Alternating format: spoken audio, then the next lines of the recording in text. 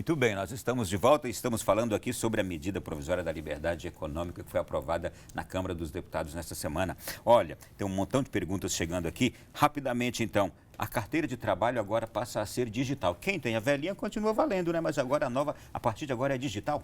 Exato. Agora com a possibilidade digital também, menos uma burocracia, mais um modo mais fácil de você acompanhar, assinar e mexer na sua carteira de trabalho. A minha carteira de trabalho agora é um número, não é isso? Exato. E outra coisa é a segurança, né? Você não perde a carteira de perde trabalho. mais De agora. papel Não você precisa mais de perdia. fotografia. Agora você não perde mais. Como é que ficou a questão do registro de ponto? Que diz aqui, ó, o registro dos horários de entrada e saída do trabalho passa a ser obrigatório somente para empresas com mais de 20 funcionários. Isso é uma mudança bem específica com atendimento, por exemplo, com ponto por exceção, que essa é bem interessante, que é você não fazer mais o acompanhamento de entradas e saídas, mas sim faltas, férias e ausências. Então, você só marca esses períodos, não mais entrei tal hora, saí tal hora, entrei tal hora, saí tal hora. Mas, sobretudo, isso quer considerar o quê? Que o trabalhador não precisa mais estar preso ao lugar de trabalho, é isso? Para chegar, bater o ponto, ficar lá, sair para sair, bater para sair? Não é uma coisa natural, principalmente hoje em dia, que nós temos aí um conjunto enorme, né, de ferramentas eletrônicas para poder, inclusive, fazer o trabalho remotamente. Que a pessoa trabalha em ação, né? Que trabalha em ação, trabalha na rua, trabalha em casa, não é uma possibilidade disso acontecer agora. Na legislação estabelecia-se que a partir de uma determinada quantidade de funcionários precisava ser colocado lá a digital dele em determinado horário, quando saísse tinha que colocar digital novamente.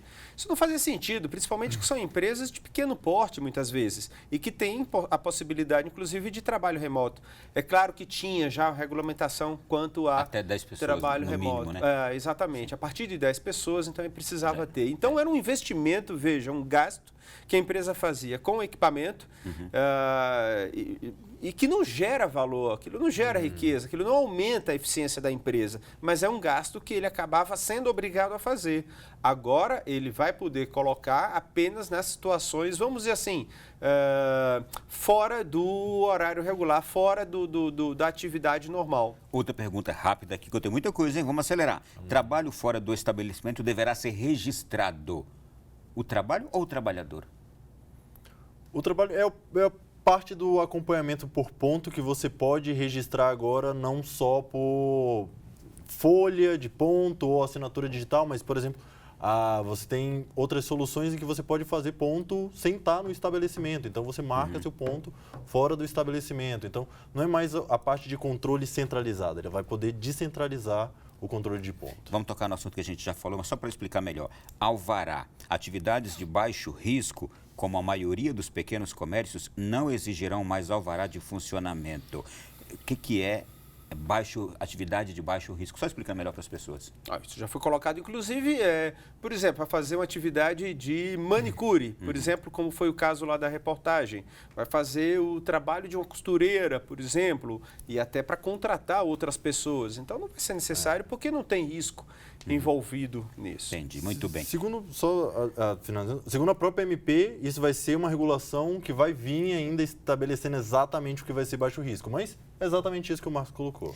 O fim do e-social. O e-social foi tão louvado recentemente, sistema de escrituração digital de obrigações fiscais, previdenciárias e trabalhistas. O fim do e-social. É que se vai, não vai. Todo mundo se adaptou, agora o e-social, que ele virou obrigatório, saiu o e-social. Agora voltamos ao método antigo de apurar os dados de trabalhador. Então, pode ser um avanço, mas não. Vamos ver como é que, na verdade, as empresas se adaptam daqui para frente. O que você pensa, Marco? Isso, na verdade, é uma mudança. Você pode mudar o nome, por exemplo, de social e colocar outro nome. Mas mais importante do que isso é que você não vai precisar mais ter tantas obrigações para poder fazer o registro no que era antigamente o e-social para o novo sistema que ainda está sendo elaborado, na verdade. Ainda não tem uma definição clara. O nosso povo do Brasil manda mais perguntas. Como vai ficar para fechar uma empresa? Mudou alguma coisa? Abrir ficou mais fácil, mas fechar é difícil. Olha, fechar a empresa é muito mais difícil do que abrir. Isso na legislação antiga. Você nunca sabia, na verdade, se realmente a empresa estava fechada. Porque são tantos órgãos que você precisaria visitar e mesmo assim eles não dando a resposta. tende a facilitar também com relação ao fechamento, o que acaba ajudando com que você abra depois novos negócios no futuro.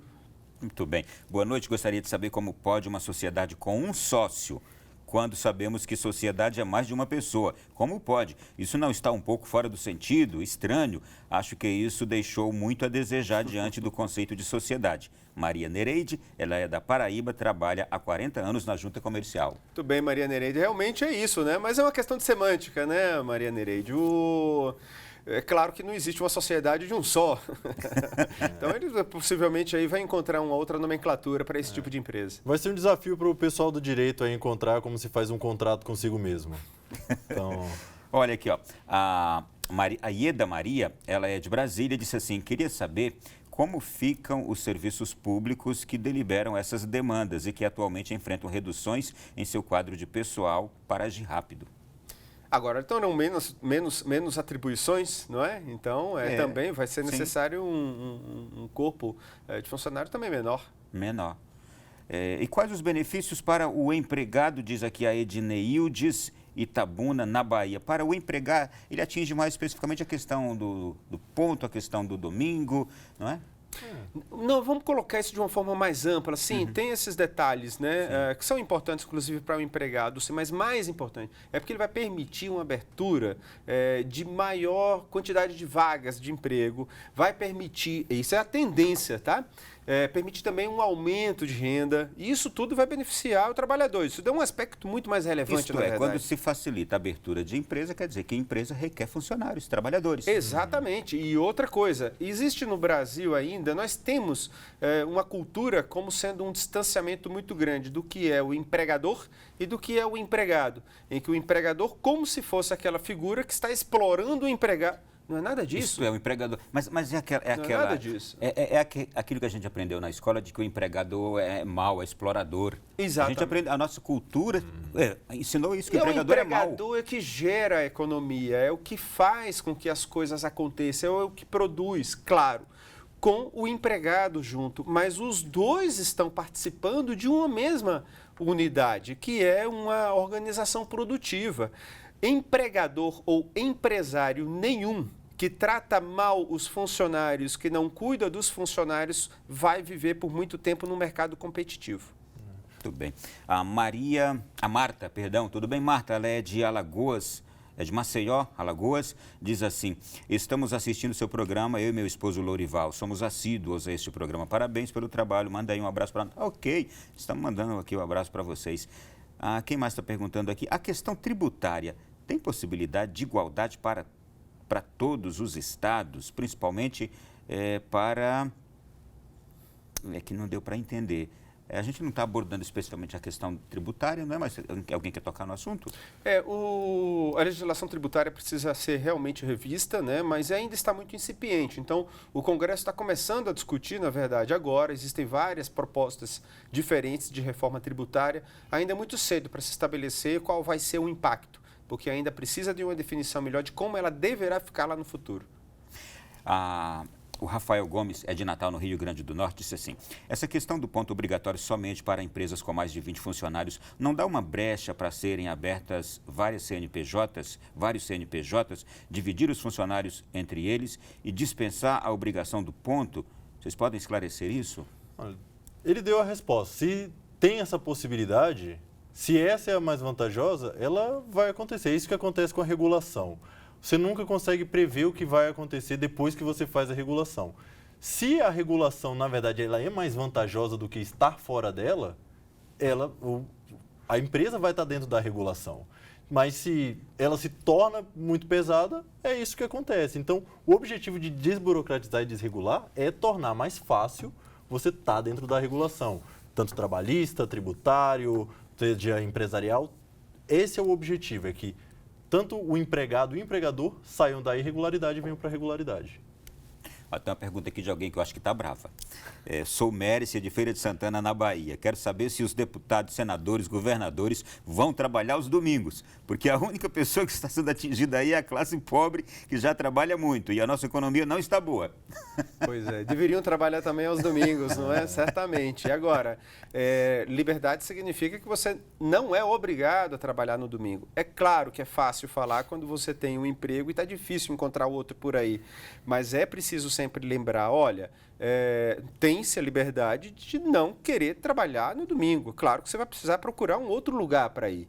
Mas veja como é que é. Isso, quando a gente está falando de uma pessoa, é muito difícil a gente perceber qual é o benefício que isso gera. Mas vamos pensar na sociedade como um todo. Na sociedade como um todo, aquele que tem uma possibilidade maior de trabalhar em determinados lugares, que ele tenha um poder maior de escolha, é aquele que tem maior educação. Então, isso promove uma maior, vamos dizer, incentivo à capacitação. E isso é responsabilidade de cada um de nós. Eu apenas menciono aqui que nos países, por exemplo, europeus, nos países onde já empregaram a liberdade econômica, o domingo continua tendo a mesma força de um domingo que a gente vê aqui, não é? Isto é, o domingo é conservado ainda hoje com as suas mesmas potencialidades familiares, as pessoas são livres para trabalhar ou não. É apenas um registro que faço aqui. A Cida, ela disse assim, quero saber se quem é funcionário público tem esse direito dos domingos. Ela é da Bahia. Bom, a funcionário público tem uma regra particular, né? Eles não são regidos por CLT. Exato. Não, então, eles vão ter regras especiais de acordo com o estatuto do emprego dele. Então, não vai ser aplicável para eles. Olha, tem uma pergunta que eu não sei se tocou nesse ponto. Olha, sou bancária e se esta lei for aprovada, serei obrigada a trabalhar aos sábados, todos os sábados? Haverá aumento de salário? Toca nisso, eu não vi. Não tem aumento de hora de trabalho. Não, mas sábado? Não tem Não, isso. sábado também não lembro de ter visto nada disso. É aquela coisa, se você for contratado para trabalhar 6 horas e no sábado você trabalha 6, você continua mas no caso de trabalhando bancários, né? Não vi ser tocado esse nenhuma ponto. alteração nesse ponto. Não é? Sou o padre Luiz Maria, da Paraíba. A Lei da Liberdade Econômica estabelece uma folga a cada 3 domingos trabalhados. Durante a semana, este mesmo trabalhador tem direito a outra folga? Por caso do padre, não. Mas o trabalhador vai ter, não é? Está contemplado ali. Quem trabalha no domingo tem direito a folga na semana. Aliás, é o que já vi hoje, por exemplo, quem trabalha aqui na TV Canção Nova, na Rádio Canção Nova, se trabalha no domingo, tem direito a uma folga na semana. E o domingo vale só dobrado. Ampliou o leque de profissões que isso é cabível. Não seria mais interessante que cada um pudesse identificar, junto com a empresa, se vai trabalhar o domingo ou não, e negociar, inclusive, as folgas? Talvez até um domingo pudesse valer 2 folgas. É uma questão de negociação. Sim. É claro que depende de cada caso, né, com relação à possibilidade dessa negociação, mas o princípio deveria ser sempre esse. E isso é muito interessante porque a gente sempre anda nós aqui temos uma educação maior, a flexibilidade ela é cada vez mais possível. Mas a gente tem que pensar que essa flexibilidade ela bate até na pessoa mais vulnerável da economia aqui. São pessoas sem educação, em trabalhos muito de base. Então, cada vez essa flexibilidade pode parecer que, na verdade, é uma precarização do trabalho, mas, na verdade, a gente está criando mais oportunidade de trabalhos regulares. Então, isso é muito interessante salientar. Sim, e de trabalho. Hoje somos 13 milhões de pessoas que estão sem trabalhar, sem emprego, né, formal. E se você está em casa já há 1 ano, 2 anos sem renda e aquela preocupação, isso é desastroso para aquela pessoa, para aquela família.